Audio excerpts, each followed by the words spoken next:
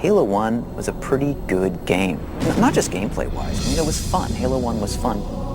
I think we spent years, frankly, at this point, saying, how do we ratchet the bar across the board up for Halo 2? In a lot of ways, Halo 2 is just an extension of all the excitement we felt at the end of Halo 1 and that we didn't get to, express.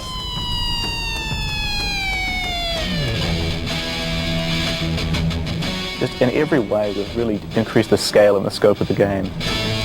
It's exploring huge environments, 10 times the size of Halo 1.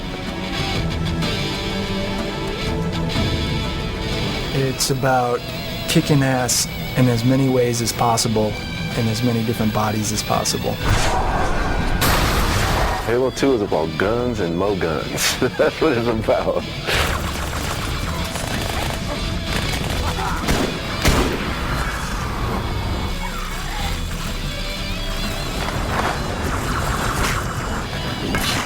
There's a lot of the story that we didn't get to tell. Ooh. Kill the demon. There are characters that we had conceived of and even in some cases modeled. And it's also the same group of people too. And they all still want to do what they're doing. We want our game to look like a movie. We want it to look like something that is just unbelievable to experience. I guess we're sort of feeding off each other, so it's a really creative group of people that trust each other. The really important thing to do now is to take all these different disciplines who are all working on their own things and take all those pieces, take the AI code and the physics and the guys working on the levels and bring all those pieces together at the same time, and then you keep doing that. You keep colliding things together until it's a game.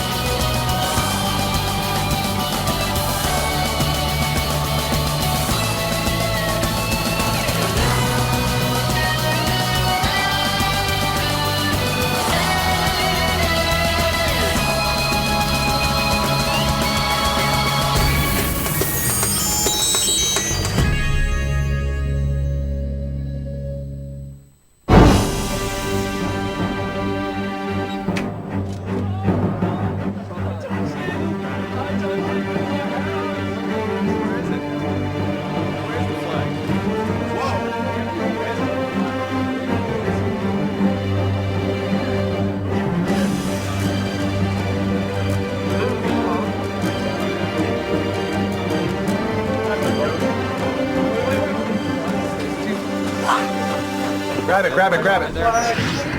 Keep going. I got your back. No, not you, dude. Dude, chicken ass the window. Hop in. Grab the sword. Get him. Keep it going.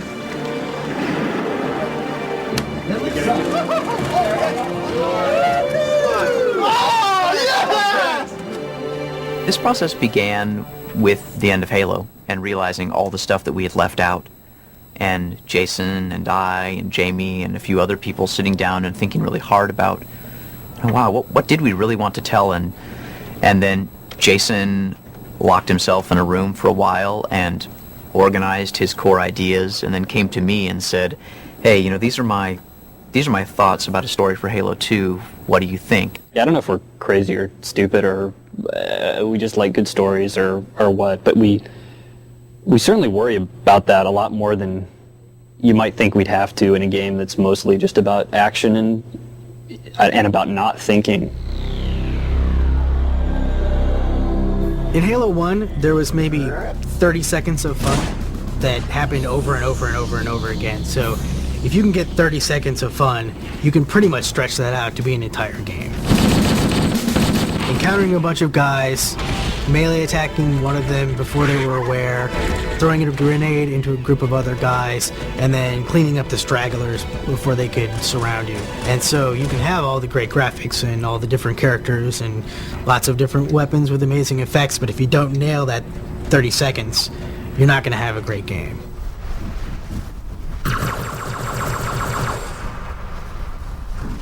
This is the copy of the script, the cinematic script for Halo.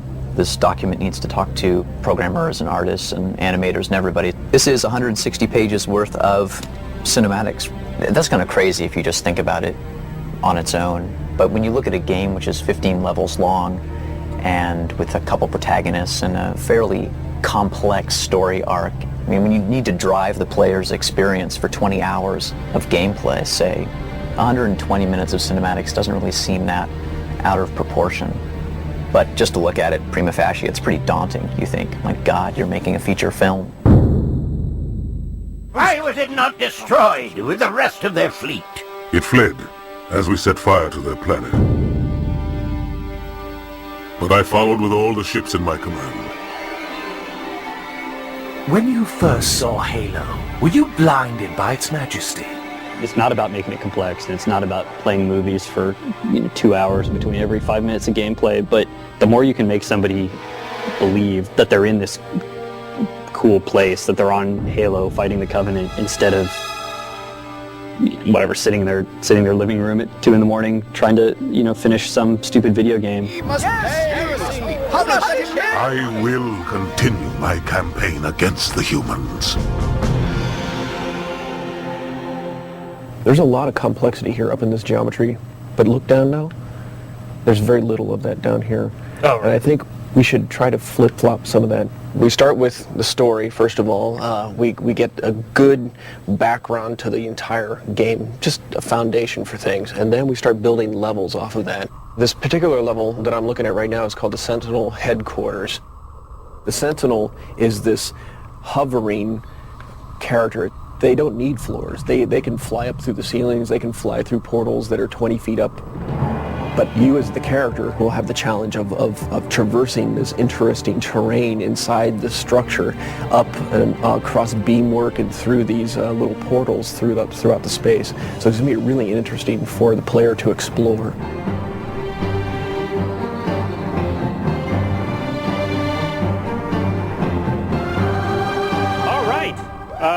We made it, huh? All right, Michael's going to talk about the engineering and stuff. It's amazing to me how good stuff looks and how much progress we have, but something I've been thinking a lot about is E3. E3 stands for the Electronic Entertainment Expo, and it's the biggest event in the video game world where all the developers and all the publishers and all the gaming press all get together for, it's almost a week-long carnival, practically.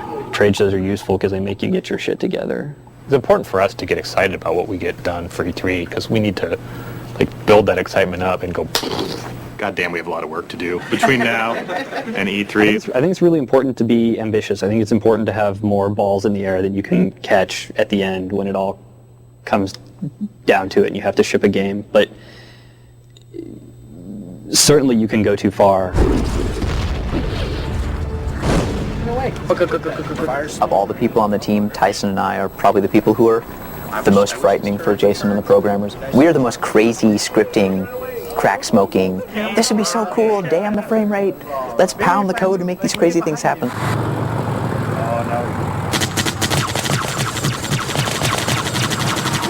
E3 demo from start to finish.